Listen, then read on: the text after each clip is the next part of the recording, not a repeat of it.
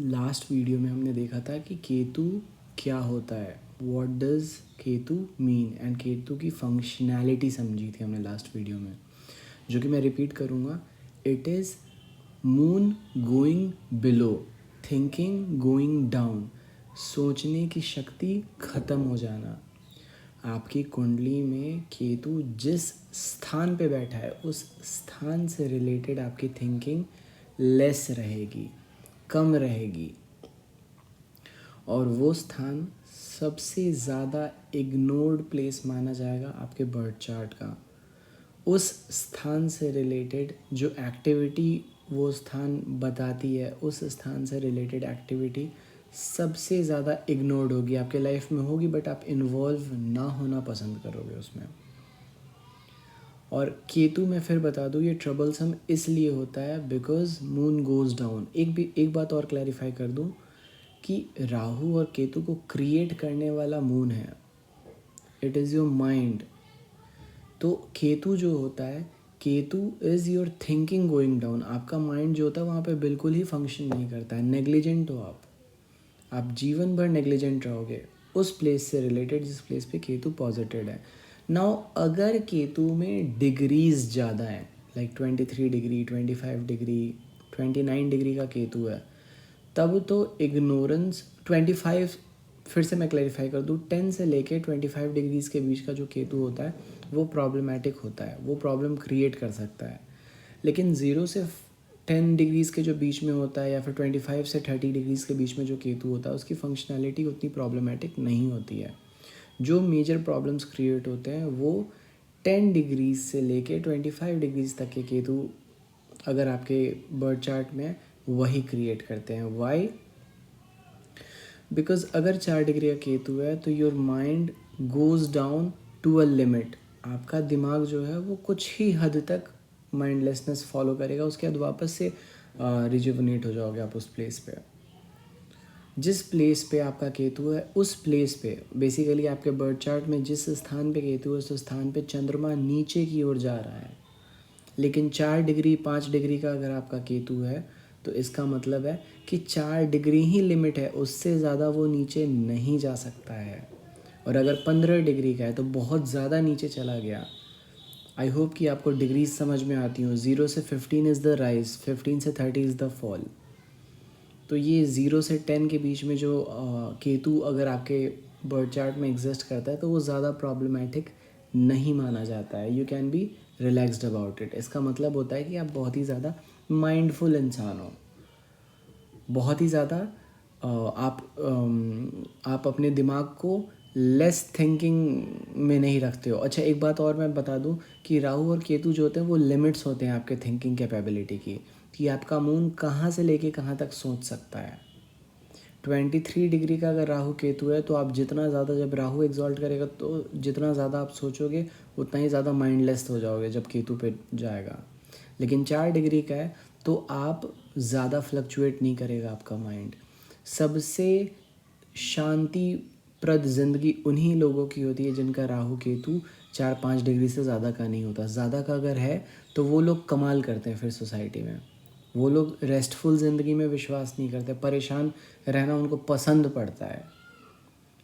तो ये डिग्रीज़ का इफ़ेक्ट आ जाता है। फिर से मैं रिपीट कर दूं, अगर आपका केतु 0 से लेकर 10 डिग्रीज़ में या फिर 25 से 30 के बीच में, you don't need to worry, Ketu उतना प्रॉब्लम आपको कॉज करने नहीं जा रहा है। अच्छा, 0 से 10 के बीच में जो केतु होता है और 25 से 30 के बीच में जो केतु होता है, इनके जो इफ़ेक्ट्स होते हैं वो डिफरेंट होते हैं। फॉर एग्ज़ाम्पल 0 से 10 के बीच में अगर केतु है तो आपका जो केतु है वो बेबी किस्म का है, वो थॉटलेसनेस की कंडीशन में जाते जाते आप रह जाओगे, इनिशिएट होगा, रह जाओगे। लेकिन 25 से 30 डिग्री के बीच में अगर आपका केतु है तो थॉटलेसनेस की कंडीशन के बाहर जाके स्पिरिचुअलिटी में घुस जाओगे आप, जहाँ पे आप फिर थॉटलेस नहीं, वो थॉटफुलनेस ही कहलाएगा। तो अगर 25 से 30 के बीच का केतु है आपका तो आप वेरी स्पिरिचुअल पर्सन हो। अगर 1 से लेके 10 डिग्रीज का केतु है तो you like to remain in the game and you don't like to lose out focus. But अगर सपोज 20 डिग्री का राहु केतु है तो you surpass the game and you fall below the game as well. Surpass the game जब Rahu activated रहेगा, और fall below जब Ketu activated होगा। राहु केतु के एक्टिवेशन को भी हम डिस्कस करेंगे in the coming videos, but ये डिग्रीज को समझना बहुत इंपॉर्टेंट हो जाता है। तो आपका केतु जो होता है वो प्रॉब्लमेटिक सिर्फ और सिर्फ 10 डिग्रीज से लेके 25 डिग्रीज तक होता है। 25 के बाद आप स्पिरिचुअल हो जाते हो। आपका जो माइंड होता है वो थॉटलेसनेस नहीं, वो स्पिरिचुअलिटी के रेल में चला जाता है।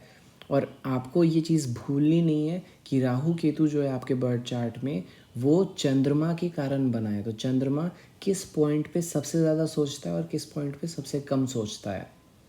सपोज़ आपका राहु फर्स्ट हाउस में है, तो चंद्रमा आपके फर्स्ट हाउस, आप अपने बारे में बहुत ज़्यादा सोचोगे, और केतु 7वें स्थान पे, तो लोगों के बारे में बिल्कुल ही नहीं सोचोगे। और जब लोगों के बारे में सोचोगे तो आपको डिजेक्शन होगा, आइसोलेशन फील होगा। सपोज़ आपका केतु 10वें स्थान पे, राहु 4थे स्थान पे, तो पढ़ाई के बारे में, ओनरशिप के बारे में आप खूब सोचोगे। चंद्रमा इसी 2 एक्सिस पे रिवॉल्व करेगा। चंद्रमा का एग्जॉल्टेशन और डेबिलिटेशन पॉइंट होता है Rahu Ketu, not literal sense में, बट आपको अब तक समझ में आ जाना चाहिए कि मैं क्या बोलना चाह रहा हूँ, कि going upwards and moving downwards. तो जिस पॉइंट पे केतु है वहाँ पे थिंकिंग डाउन चली जाती है, जिस पॉइंट पे राहु है वहाँ पे थिंकिंग अप चली जाती है। इसका मतलब है कि सबसे ज़्यादा आप उसी प्लेस के बारे में सोचते हो। तो राहु अगर 4th प्लेस पे है तो राहु के बारे में 4th प्लेस के बारे में आप ज़्यादा सोचोगे, मम्मी के बारे में ज़्यादा, घर के बारे में ज़्यादा सोचोगे, पढ़ाई के बारे में ज़्यादा सोचोगे। और 10वां स्थान इज़ योर रिकॉर्ड्स, रेस्टफुलनेस, शांत रहना, उसके बारे में बिल्कुल नहीं सोचोगे। 10वें स्थान से रिलेटेड कोई भी चीज़ आपको नहीं वैकेशन से आपको कोई मतलब नहीं रह जाएगा। लेकिन यही केतु की महादशा चल जाए तो आप देखो, फिर आपको वैकेशन ही जाना है, आपको फेम अप्रोच करना है, आपको हर वो चीज़ करना है जहाँ पे आप नोटिस्ड हो। तो वो डिफरेंस आ जाता है जो कि केतु की महादशा करते समय हम समझेंगे। सो डिग्रीज़ की अंतर को बहुत अच्छे से आपको क्लेरिफाई रखना है। पहली चीज़ जो है वो ये आपको क्लेरिफाइड रखनी है कि जो चंद्रमा होता है वो ऊपर की तरफ मूव करता है जब वो राहु को अप्रोच करता है, और नीचे की तरफ मूव करता है जब केतु को अप्रोच करता है। Highest point of moon in a birth chart is Rahu. Rahu जहाँ पे भी प्लेस्ड है वहाँ पे आपकी थिंकिंग एग्जॉल्टेड है, सबसे ज़्यादा है, मैक्सिमम है। और केतु जिस प्लेस पे है वहाँ आपकी थिंकिंग सबसे कम है, बिल्कुल ही नहीं है, ख़त्म, गया, गॉन, गायब है उस जगह पे आपकी थिंकिंग। ये पहला कंसिडरेशन आपको रट लेना है, दिमाग में बैठा लेना है। क्या कि जहाँ पे राहु है वहाँ पे थिंकिंग ज़्यादा है, जहाँ पे केतु है वहाँ पे थिंकिंग नेग्लिजिबल है।